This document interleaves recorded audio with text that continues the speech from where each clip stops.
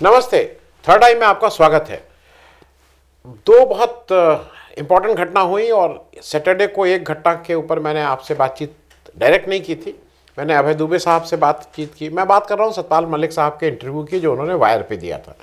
मैं बात कर रहा हूँ अभय दुबे से बात की, अशोक वानखेड़े साहब से बात की, शीतल जी से बात की, संजीव सूद साहब से जो बीएसएफ के पुराने एडीजीपी होकर रिटायर हुए उनसे बात की, काफ़ी लोगों से बात की। लेकिन मैं उस पर अलग से आपसे जो मैं शो करता हूँ वो नहीं कर पाया। तो दूसरा, सैटरडे की रात में जो हमारे टेलीविज़न वाले जो दिखाना चाहते थे और जो हमारे बहुत से दर्शक लाइव, जिनकी बहुत इच्छा थी कि लाइव इनकाउंटर देख लें, तो लाइव इनकाउंटर नहीं लेकिन लाइव हत्या तो उन्होंने देख ही ली। अतीक और उसके भाई अशरफ का दिन दहाड़े तो नहीं बोलेंगे, रात का समय था इसलिए दिन दहाड़े बोलना ठीक नहीं, रात के समय कैमरे के ऊपर पूरे देश ने जो जो उस समय टीवी देख रहा था या बाद में, वो अब सब जगह वो चल भी रही हैं फिल्म, उनका कैसे हत्या की गई वो दिखाया गया। मेरे पास बहुत से लोगों का ये है कि भाई इस पे लंबी बात होनी चाहिए, लेकिन मैं जब शो करता हूँ तो मुझे अपनी प्रायोरिटी तय करनी है। इंसान के रूप में मेरे दो प्रश्न हैं। मैं किसी भी इनकाउंटर के, कैसा भी इनकाउंटर हो, उसके अगेंस्ट हूँ। एक ऐसा देश जो संविधान से चलता है, जहाँ पे कसाब और जहाँ पे गोडसे को भी एक फेयर ट्रायल मिला था, वहाँ पे अपने मन से किसी को की हत्या कर देना, मतलब इनकाउंटर कर देना, हत्या के बराबर है। दूसरी बात, अतीक और अशरफ का जो हत्या हुई है, किसी की कहीं कैसे हत्या हो सकती है, लेकिन मुझे एक चीज़ उसमें सब जो लगी, और वो मैं अतीक के लड़के असद का जो एक दिन पहले इनकाउंटर हुआ और उसकी मिट्टी में भी, जिसको बोलते हैं उसके क्रिमेशन में भी नहीं जा पाया अतीक, मुझे एज अ फादर और एज अ इंसान ये बात हरदम उद्वेलित करेगी। वो गुंडा हो, बदमाश हो, हत्यारा हो, जो भी हो, लेकिन एक पिता को अपने बेटे के अंतिम संस्कार में जाने का हक मेरे ख्याल में पूरी तरह से था।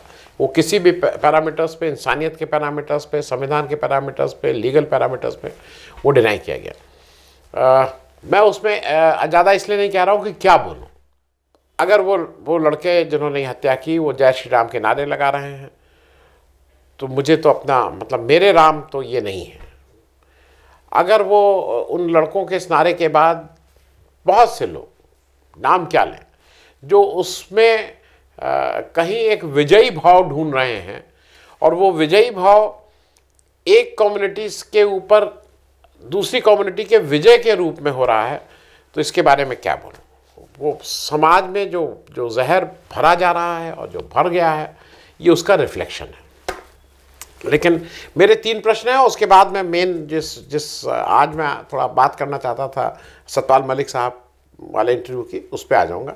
मेरे सिर्फ 3 छोटे प्रश्न हैं। अगर आपको इसका उत्तर मिले या वो, तो अपने से पूछते रहिएगा, क्योंकि ये प्रश्न तो रहेंगे ही रहेंगे। पहला, वो जो 3 लड़के जिन्होंने हत्या की, उनकी पुलिस ने रिमांड क्यों नहीं ली? कॉमन सी चीज़ में भी रिमांड ले ली जाती है कि पता करने के लिए, भाई पूछताछ करने कहाँ थे। इसमें कोई रिमांड नहीं ली गई, उनको जुडिशियल कस्टडी में भेज दिया गया। इसका मतलब मेरी समझ में पुलिस को ऐसा कोई नई जानकारी उनसे नहीं प्राप्त होनी, या तो उनके पास जानकारी है, या जो भी जिसके भी डायरेक्शन में काम कर रहे हैं उनके पास अब कोई जानकारी लेने की इच्छा नहीं है। दूसरा प्रश्न ये है कि वो तीनों हत्यारे अलग अलग जिले से थे। वो तीनों हत्यारे एक हम्बल बैकग्राउंड से, जिसको कह रहे हैं गरीब भी, मतलब गरीब घर से आ रहे थे, वो अफ्लुएंट नहीं थे। वो तीनों हत्यारे का आपस में कोई ऐसा रिकॉर्ड नहीं कि उन्होंने मिल के कोई गिरोह बनाया हो, या साथ में उन्होंने कोई पुराना, उसमें कुछ एक दो के ऊपर पुराने मुकदमे हैं, लेकिन आपस में मिल के कोई उन्होंने इस तरह की वारदात और अपराध किया हो, इस तरह का कोई रिकॉर्ड अभी तक नहीं बताया गया है। ऐसे बच्चे जो एक गरीब बैकग्राउंड से आ रहे हैं, उनके पास कितने महंगे हथियार थे जिससे उन्होंने वारदात की है, ये भी एक जांच का विषय है कि ये हथियार कहाँ से आए, किसने प्रोवाइड कराए।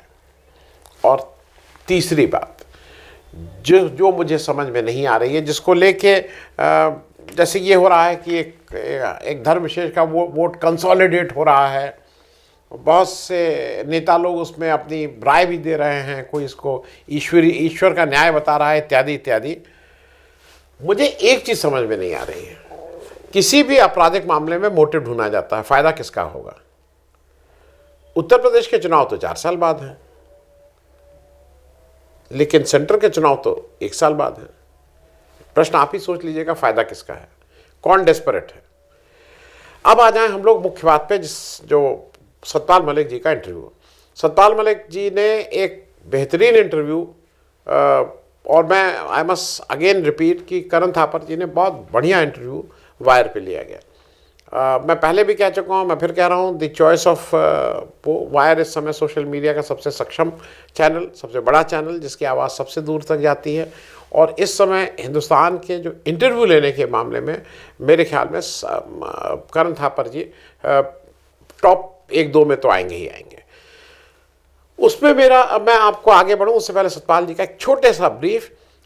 ये सतपाल मलिक साहब 74 में एमएलए हो गए थे। ये चरण सिंह जी के सानिध्य में इन्होंने अपनी राजनीतिक क करना पढ़ना शुरू किया, और ये 74 में एमएलए हो गए थे। 74 वो समय है जब हमारे मोदी जी का, उससे पहले का नहीं, लेकिन ऐसा कहा जाता है कि उस समय हिमालय में कहीं तपस्या कर रहे थे या कुछ इस तरह का कर रहे थे। इस तरह की, मतलब उनका कोई वैसे स्पेसिफिक नहीं है कि क्या कर रहे थे, लेकिन शायद तपस्या कर रहे थे। सतपाल मलिक साहब सब जगह से होते हवाते, जो फाइनली ये बीजेपी में बहुत जल्दी आ गए थे। बीजेपी में कोई मोदी जी इनको नहीं लाए थे, ये उससे पहले आ चुके। ये बीजेपी तब ज्वाइन किए थे जब यूपीए की सरकार थी।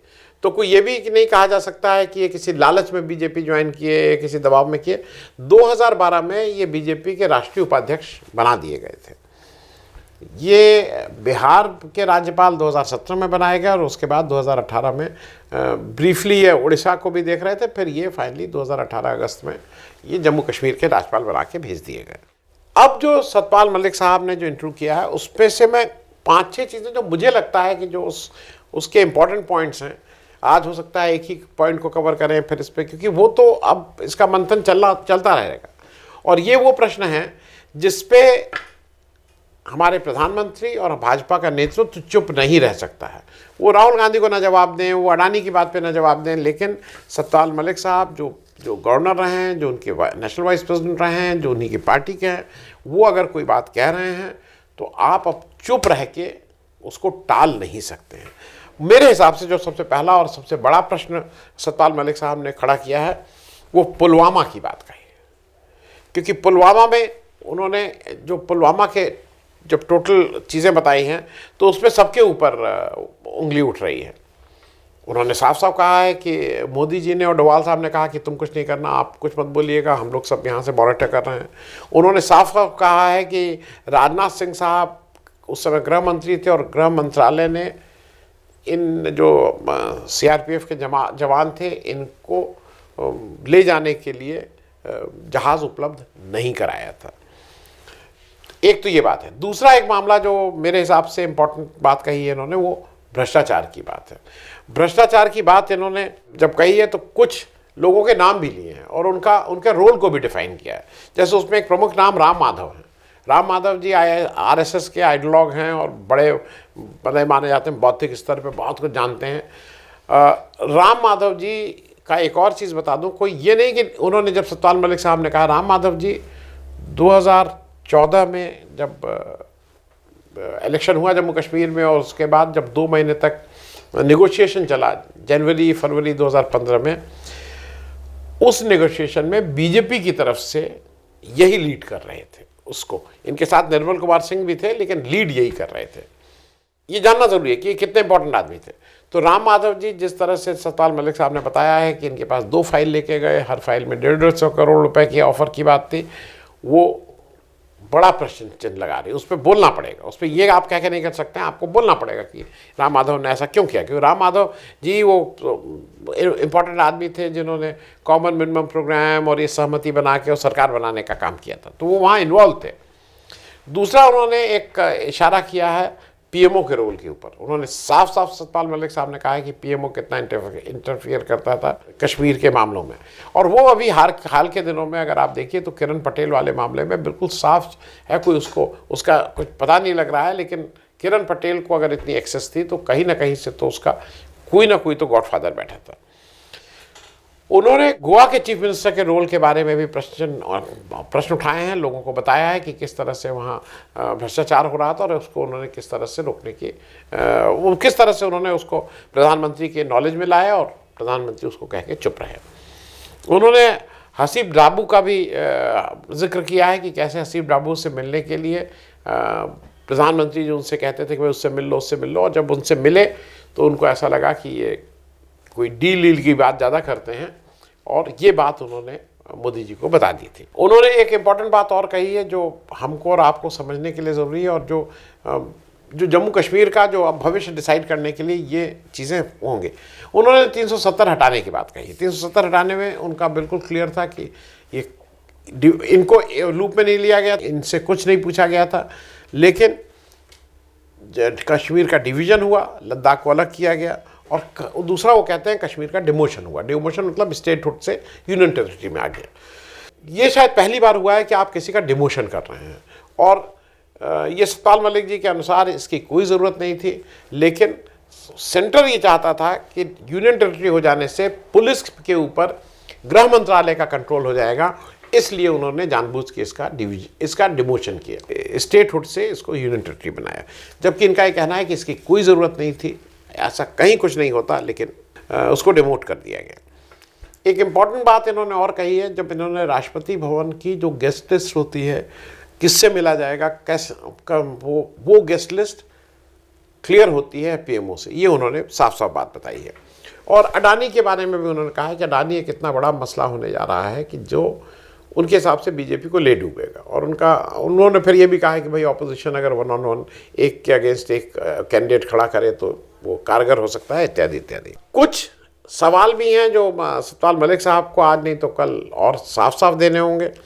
एक तो सतपाल मलिक साहब की एक बात ठीक लगी, उन्होंने कहा कि वो जो अमित शाह जी का बयान था, जब ये किसानों की बात लेके मोदी जी से मिले थे तो मोदी जी ने, और इन्होंने याद दिलाया था कि 700 किसान शहादत दे चुके हैं, तो उस समय मतलब एज पर मलिक साहब मोदी जी ने कहा था कि कोई मेरे लिए मरे हैं, और पुराना स्टेटमेंट इनका ये था कि ये बात जब इन्होंने अमित शाह साहब से कही तो उन्होंने कहा कि भाई वो आजकल ठीक नहीं है, वो ऐसे इधर उधर की बात करते हैं। लेकिन इन्होंने इस वाले इंटरव्यू में उस अमित शाह वाली बात से विड्रॉ किया। उन्होंने कहा नहीं वो मैं ऐसे ही कह गया था, अमित शाह ने ऐसा नहीं कहा था। और दूसरा मुझे ऐसा लगता है कि इनको ये भी याद, इस देश को इनको सफाई तो देनी ही पड़ेगी। करण थापर ने कई बार पूछा, लेकिन उन्होंने उसका संतोषजनक उत्तर नहीं दिया कि वहाँ इन्होंने सरकार क्यों नहीं बनने दी।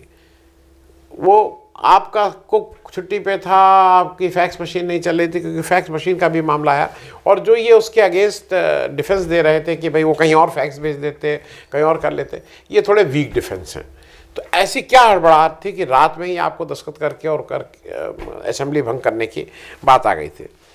दूसरा मुझे ये लगता है कि जब 370 की आप बात कर रहे थे कि आपसे को लिया ही नहीं गया, तो उस पर इतना शांत रहने भी आपका ठीक नहीं है, क्योंकि आपको कोई चिट्ठी कुछ वो करके अपना जो भी आपका विरोध है वो तो दर्ज कहीं ना कहीं चलाना ही चाहिए था। एक बात मैं अंतिम बात करने से पहले, पुलवामा की बात करने से पहले मैं एक बात और कह दूं। एक चीज़ जान लीजिए कि ये सतपाल मलिक साहब बहुत कुछ पर्सनल रिस्क पे, क्योंकि उनके बारे में आपका मान लीजिए कुछ प्रश्न चिन्ह हो या कुछ ये हो कि नहीं ये नहीं, मुझे ऐसा लगता है कि उन्होंने अपने इस एक एक्ट से अगर कुछ इस तरह का उनका पुराना है वो सब धुल गया है। वो एक साफ सुथरे राजनेता के रूप में जिसका दिल धड़कता है इस देश के लिए, ऐसे खड़े हैं, who is concern for this country, इस तरह से उन्होंने अपने खड़े होकर अपनी छवि बना ली है। एक चीज़ थोड़े जो चिंताजनक है कि उनके पास वो बहुत ही सिक्योरिटी थ्रेट उससे आ रहे हैं, जम्मू कश्मीर के गवर्नर रहे हैं जिस समय 370 लगी, सारे सिक्योरिटी थ्रेट हैं, और वो दिल्ली में किराए के घर पे एक पीएसओ के साथ रहते हैं, केवल एक सुरक्षा कर्मी है। लोग इसको कंपेयर करते हैं कि कौन सी फिल्म एक्ट्रेस और किसको क्या क्या, लेकिन वो सब अपनी जगह। आप फिल्म एक्ट्रेस को Z+ क्या Z++ कुछ दे दीजिए, कुछ भी दे दीजिए, लेकिन सतपाल मलिक साहब को मुझे ऐसा लगता है कि थोड़ी उनकी सुरक्षा ज़्यादा होनी चाहिए।